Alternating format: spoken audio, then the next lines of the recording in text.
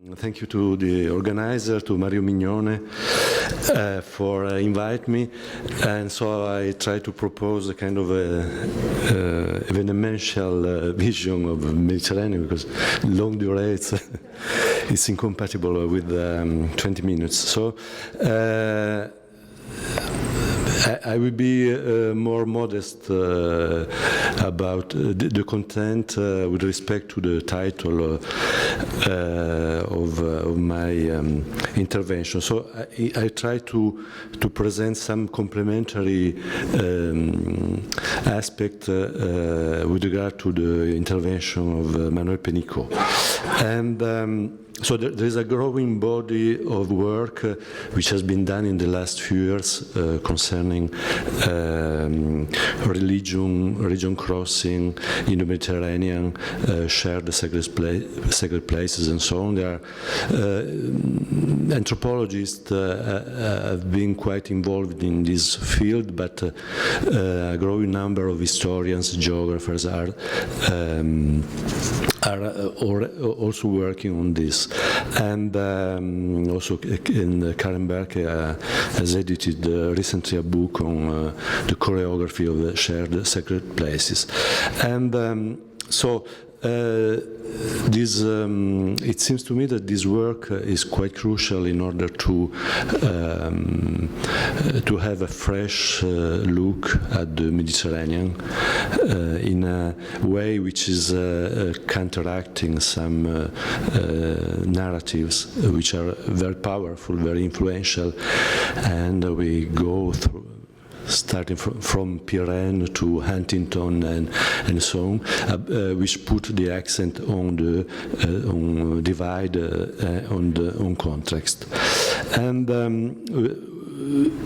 this doesn't mean that we shouldn't deny the strength of the contrast, the clashes which have been important in very frequent in the history of the Mediterranean region, and which are still present.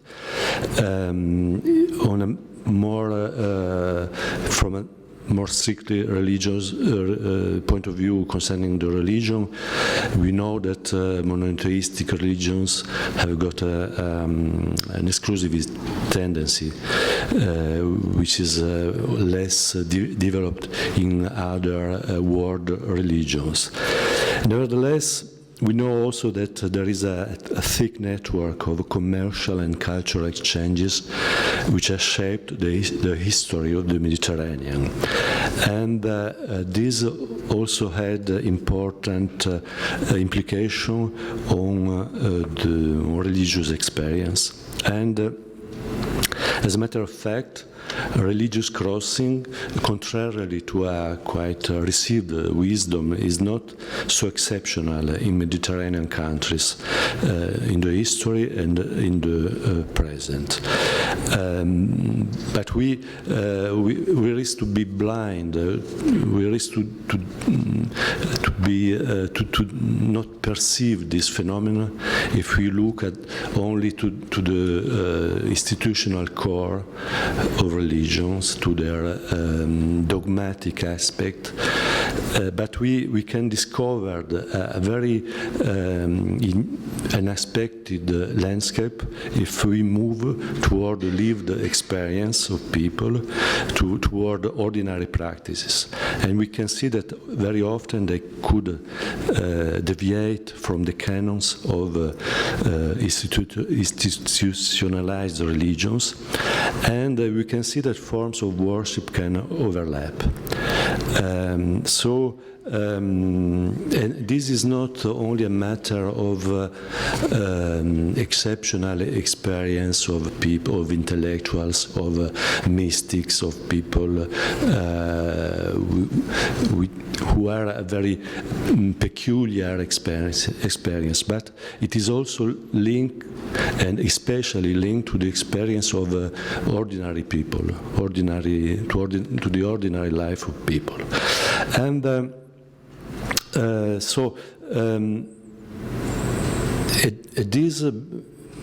counteract the received wisdom concerning the monotheism in the Mediterranean region. And the work which has been done has shown that we can have hundreds, even thousands of examples similar to this one that Manuel Pénicaud showed to us concerning the house of the Virgin Mary in Ephesus. And so it's possible, and we are trying also with Karen to construct maps of the occurrence of this, and Karen is at Columbia University is also working on this, and of the occurrences of these phenomena in the past and the present.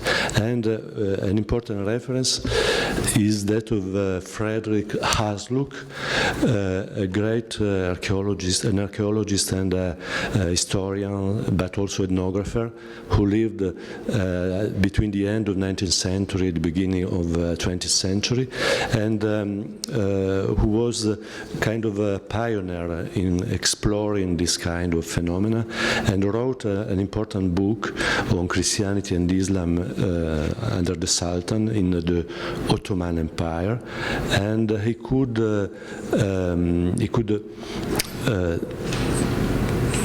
collect materials concerning hundreds of examples in this concerning mainly the 19th century.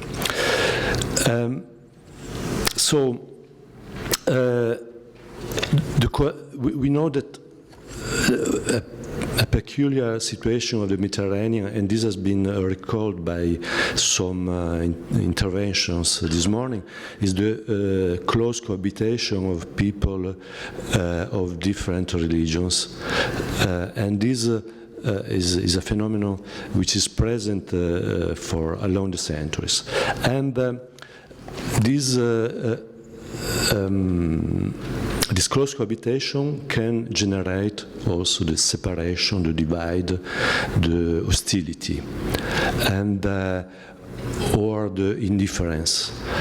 We have a kind of a powerful expression of this tendency in the Merchant of Venice by Shakespeare, when the Jew Shylock says to a Christian man, I quote, "I will buy with you, sell with you, talk with you, walk with you, and so following, but I will not eat with you, drink with you, nor pray with you."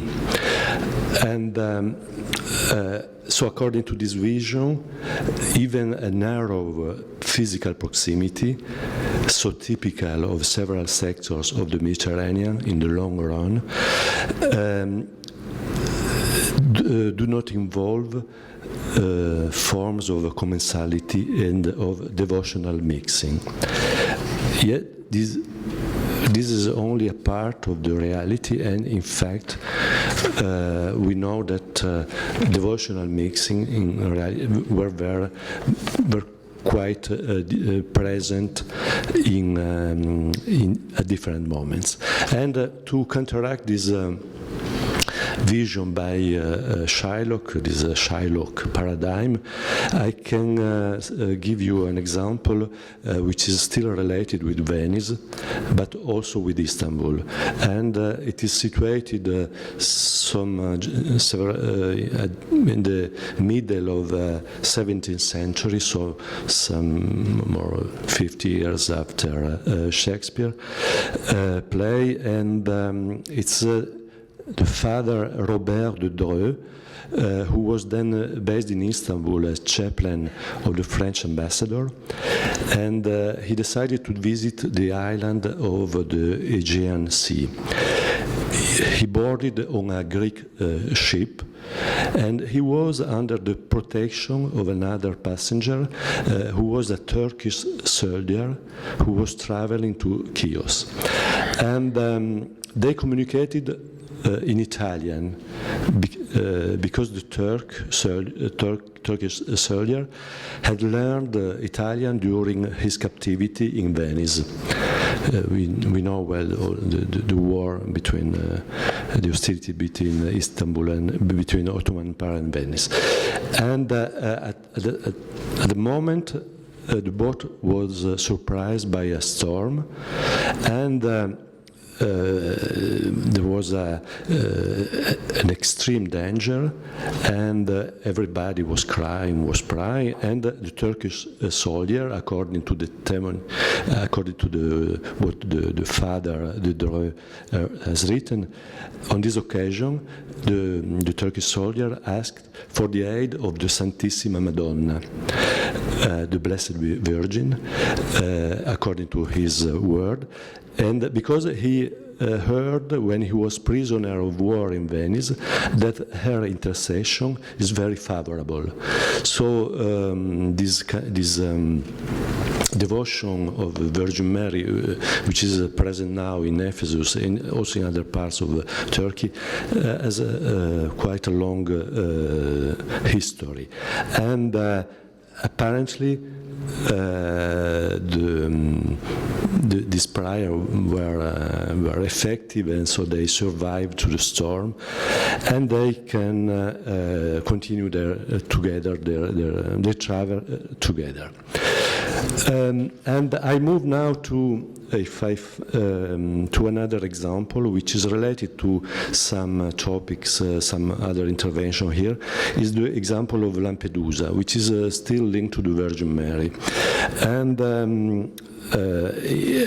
this example shows forms of contacts of region overlap on the margins of the inhabited land.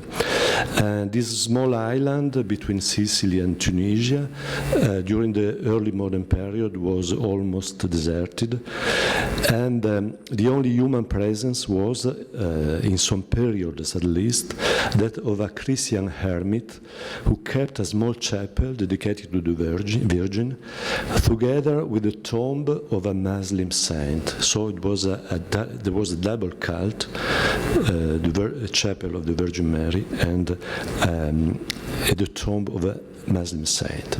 And Turkish and European sailors stopped on the island for water, and they visited the shrine and left offerings.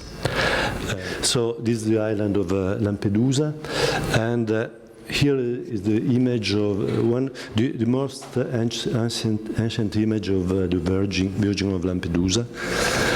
It's beginning of 17th century and end of 15th, beginning of 17th century, and it is the same figure like the Madonna di Trapani, and so it was a protector of sailors, and there is a large amount of travel narratives which are detailing the situation between the 16th century and the 19th century.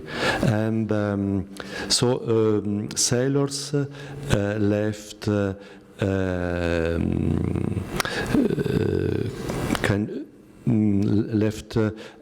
clothes, cordage, biscuits, money, and as Dudley North, who visited Lampedusa in the second half of the 17th century, he wrote that it is lawful for all to come here to serve their occasions with what they find and need, but they must be sure to leave in value somewhat else that may be equally needful on other occasions, be it money or goods.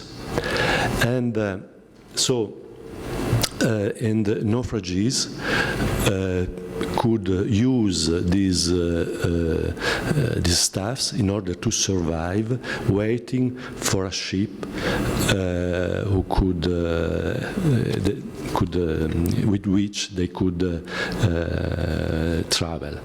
And so there are several descriptions of this situation, and in fact this is an ex voto in which there was a slave who could, according to a legend, who could escape from Lampedusa with the miraculous help of the Virgin Mary, using her image as a veil.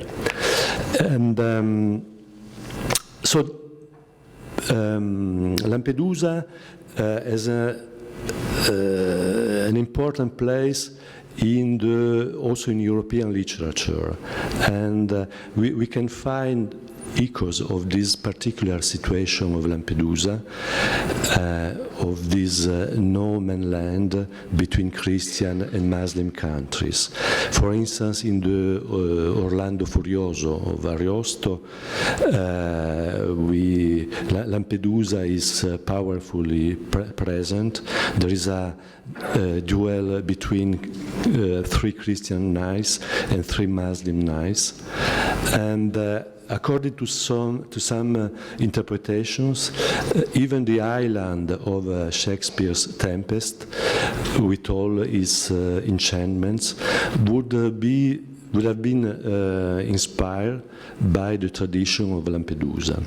And there are also references to Lampedusa, for instance, by Rousseau, Jean-Jacques Rousseau, who wrote a book which was an accomplished Émile et Sophie, okay, and even Diderot, Denis Diderot mentioned, and both Rousseau and Diderot were aware of this double cult in Lampedusa, and in the Enlightenment milieu of Paris, Lampedusa was used to hint to tolerance and to between religions, and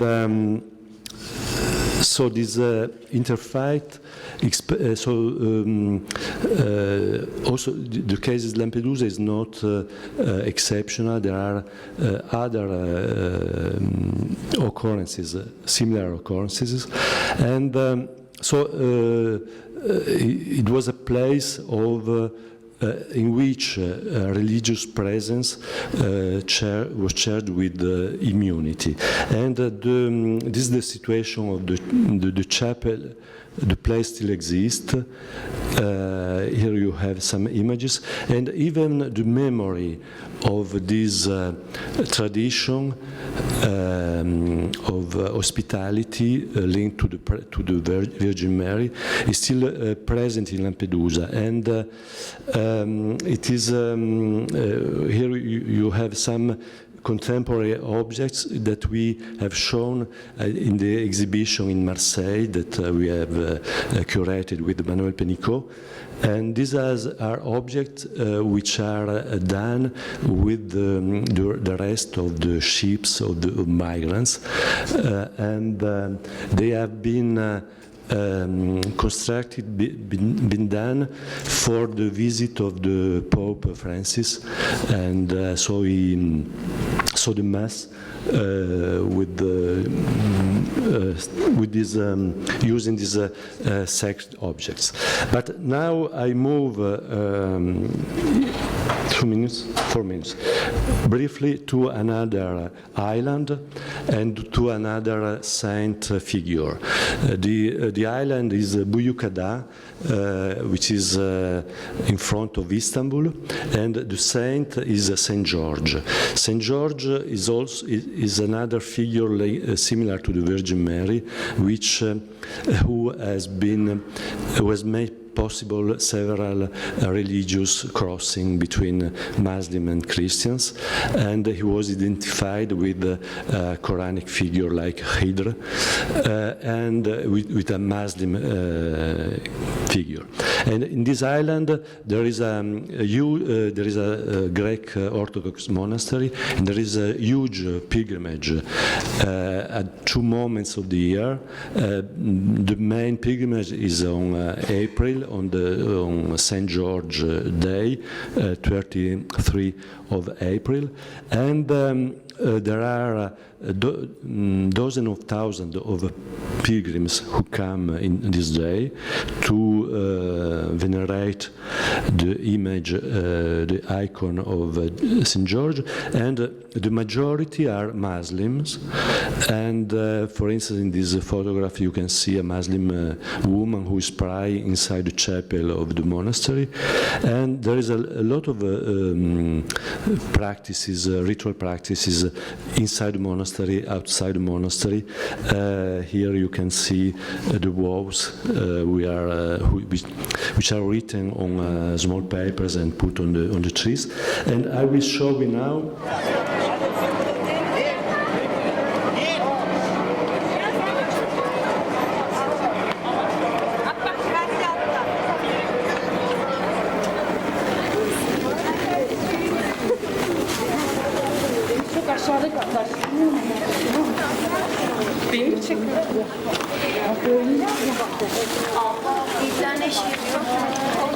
Aslında bir nevi insanın kendini dinlemesi gibi bir şey oldu buraya çıkış. Yani hani o konuşmam olayı benim fikrimce insanın kendini dinlemesi için bir süreç. Ve aslında bence bazen insanların kendini dinlemesi için böyle tuhaf şeyler yapması gerekiyor diye düşünüyorum.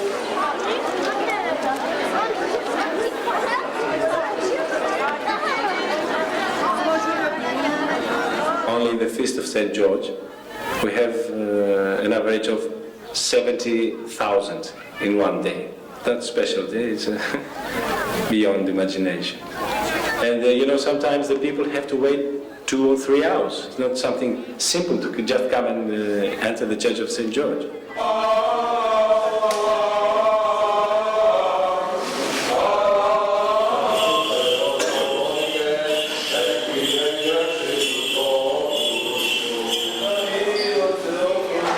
Most of the people that come here are not Christians. They light candle, and when they find themselves in the church, they didn't plan to come and pray here, but they do kind of pray or wish something.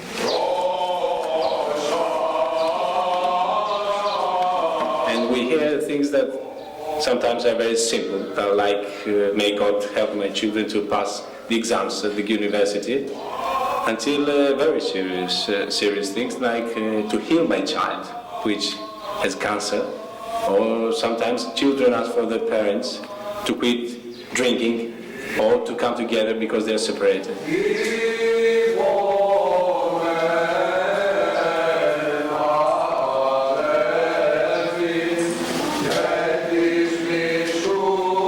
They certainly know where they go, but it's a Christian church and it's a place of God.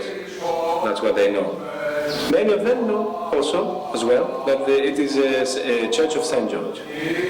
In the church, everything is shared. There's nothing especially for one person.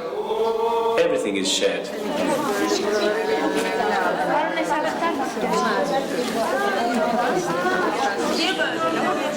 Orada bilmiyorum, ilk defa girdim, işte gene el açıp Allah'a dua ederek çıktım. Yani her şeyi Allah'tan yani istiyoruz gene de. Düşündük biz gelirken, çünkü Hristiyanlar da camilerimizi biliyorsunuz ziyaret ediyorlar. Hani biz de niye dedik hani gelmeyelim, ziyaret etmeyelim. Bu düşünceyle geldik.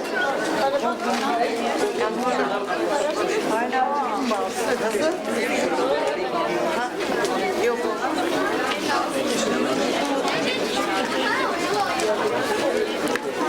Karşıların istediğin dileğin burada. Mesela örnek veriyorum, ev yapılmış, bebek, bilmem ne, okul. Okay. Thank you.